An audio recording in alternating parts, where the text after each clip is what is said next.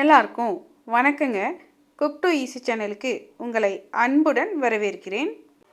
இன்றைக்கி நம்ம கம்பு வச்சு கம்பு மாவு அரைச்சி தோசை எப்படி சுடுறதுன்னு பார்க்க போகிறோங்க. இந்த கம்பு மாவு வச்சு தோசை பணியாரம்னு நம்ம வகை வகையாக சாப்பிட்லாம். வாங்க இந்த கம்பு மாவு தோசை செய்கிறதுக்கு தேவையான பொருட்கள் என்னன்னு பார்த்துடலாம். ஒரு பவுல் எடுத்துக்கோங்க. அதில் 3/4 கப் அளவுக்கு இட்லி அரிசி எடுத்துக்கோங்க. எந்த கப்பில் நீங்கள் இட்லி அரிசியை அளந்தீங்களோ அதே கப்பில் 1 கப் அளவுக்கு கம்பு எடுத்துக்கோங்க. கம்பு நம்ம நல்ல நயங்கம்பாக வாங்கிக்கணுங்க. சுத்தம் பண்ணி அதுக்கப்புறமா நம்ம இட்லி அரிசியோடு சேர்த்துக்கணும். இப்போ ஒரு பவுலில் கம்பு, இட்லி அரிசி ரெண்டையும் நம்ம எடுத்துக்கிட்டாச்சு. இப்போ இது ரெண்டும் ஒரு பவுலில் இருக்கட்டுங்க. இன்னொரு பவுலில் நம்ம உளுந்தும் வெந்தயம் ஊற வைக்கணும். அதுக்காகங்க இந்த பவுலை பக்கத்தில் வச்சுட்டு இன்னொரு சின்ன பவுல் எடுத்துக்கோங்க. எந்த கப்பில் நீங்கள் கம்பையும் அரிசியும் அளந்தீங்களோ அதே கப்பில்ங்க நீங்கள் கிட்டத்தட்ட 3/4 கப் அளவுக்கு உளுந்து எடுத்துக்கோங்க. இது கூடவே 1 டீஸ்பூன் அளவுக்கு வெந்தயம் எடுத்துக்கணுங்க. நான் இங்கே உருட்டு உளுந்து எடுத்திருக்கேன். இது மாதிரி உளுந்து, வெந்தயம் இது ரெண்டையும் ஒரு பவுலில் எடுத்துக்கோங்க. இப்போ நம்ம எடுத்துருக்கக்கூடிய எல்லா பொருட்களையுமே நல்லா தண்ணி விட்டு 3 இல்லாட்டி 4 முறை அலசி எடுத்துக்கோங்க. இது மாதிரி அலசி எடுத்துகிட்டு வந்ததுக்கப்புறமாங்க இதை தண்ணி ஊற்றி நம்ம நல்லா ஊற வச்சு எடுத்துக்க போகிறோம். கம்பு, அரிசி மூழ்கிற அளவுக்கு தண்ணி ஊற்றிக்குங்க. அதே மாதிரி உளுந்தும் வெந்தயமும் நல்லா மூழ்கிற அளவுக்கு தண்ணி ஊற்றிக்குங்க. இதில் மாவு நல்லா நமக்கு சாஃப்டாக வர்றதுக்கு 2 டிப்ஸுங்க. நம்ம தானிய வகைகள் எடுக்கும் பொழுது கண்டிப்பாக 5லேருந்து 6 மணி நேரம் போல் அதை ஊற வச்சுக்கணும். அதே போல் இந்த தானிய வகைகளுக்கு இட்லி தோசைக்கு மாவாட்டும் பொழுது நம்ம பயன்படுத்தக்கூடிய இந்த உளுந்தைங்க நல்லா கழுவிட்டு தண்ணி ஊற்றிட்டு அந்த பவுலை அப்படியே எடுத்து ஃப்ரிட்ஜில் வச்சுருங்க. நல்லா சில்லுன்னு இருக்கக்கூடிய இந்த உளுந்தை நம்ம ஆட்டும் பொழுது நமக்கு மாவு நல்லா புசு புசுன்னு கிடைக்குங்க.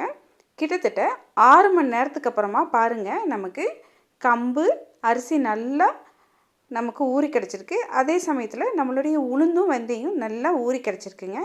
இப்போ நம்ம இந்த எல்லா சாமானையும் கிரைண்டரில் போட்டு ஆட்டி எடுத்துக்க போகிறோம். நம்ம தானிய வகைகளை வச்சு அரைக்கும் பொழுதுங்க நீங்கள் மிக்சியை காட்டிலும் கிரைண்டரில் போட்டு ஆட்டினீங்கன்னா நமக்கு மாவு நல்லா சாஃப்டாக கிடைக்கும். பாருங்கள், மாவை இது மாதிரி நல்லா சாஃப்டாக ஆட்டி எடுத்துக்கணும். நீங்கள் நல்ல மாவை கையில் எடுத்து தொட்டு பார்த்திங்கன்னாங்க உங்களுக்கு நரநரப்பு தன்மை இல்லாமல் நல்லா வலுவலுன்னு இருக்கணும். அந்த பதத்துக்கு நம்ம ஆட்டி எடுத்துகிட்டு இதை ஒரு பவுலுக்கு மாற்றி வச்சுருங்க.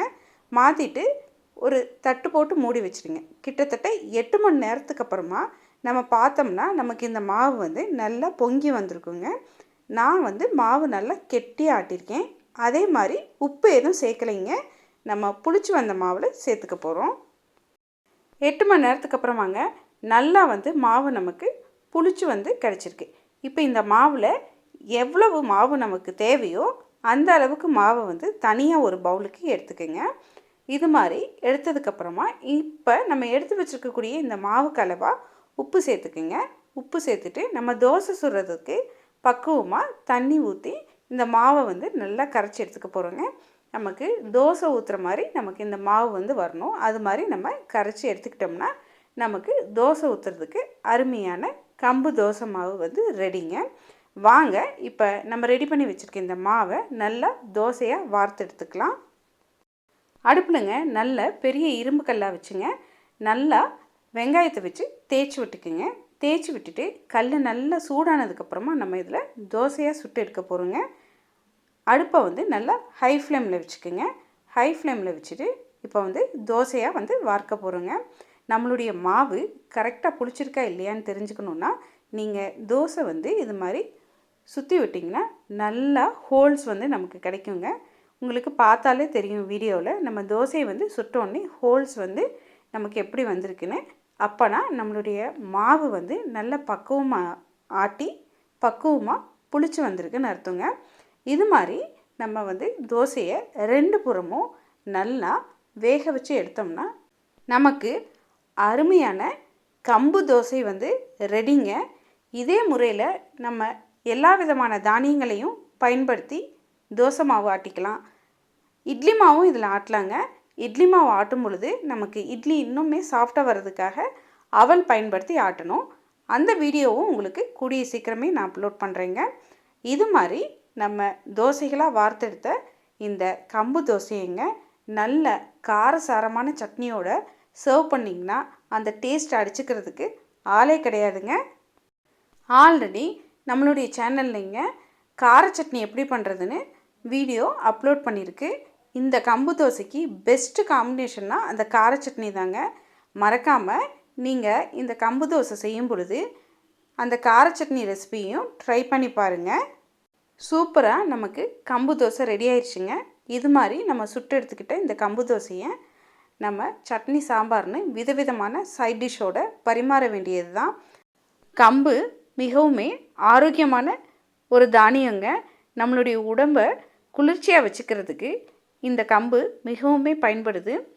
அதே சமயத்தில் குழந்தைகள் பெரியவர்கள்னு எல்லாருமே இந்த கம்பை சாப்பிட்லாங்க. நீங்களும் இதே அளவுகளோட ஒரு முறை வீட்டில் செஞ்சு பாருங்கள், சுவைத்து பாருங்கள். கண்டிப்பாக எல்லாருக்கும் பிடிக்குங்க. இதே கம்பை வச்சு நம்ம ஸ்வீட்ஸ் கூட செய்யலாங்க. மறக்காமல் நீங்கள் ஒரு முறை இதை ட்ரை பண்ணி பாருங்கள். உங்களுக்கு இந்த கம்பு தோசை ரெசிபி பிடித்திருந்தால் குக் டு ஈஸி சேனலை லைக் பண்ணுங்கள், ஷேர் பண்ணுங்கள், கமெண்ட் பண்ணுங்கள். மறக்காமல் குக் டு ஈஸி சேனலை சப்ஸ்கிரைப் பண்ணிக்கோங்க. வணக்கங்க.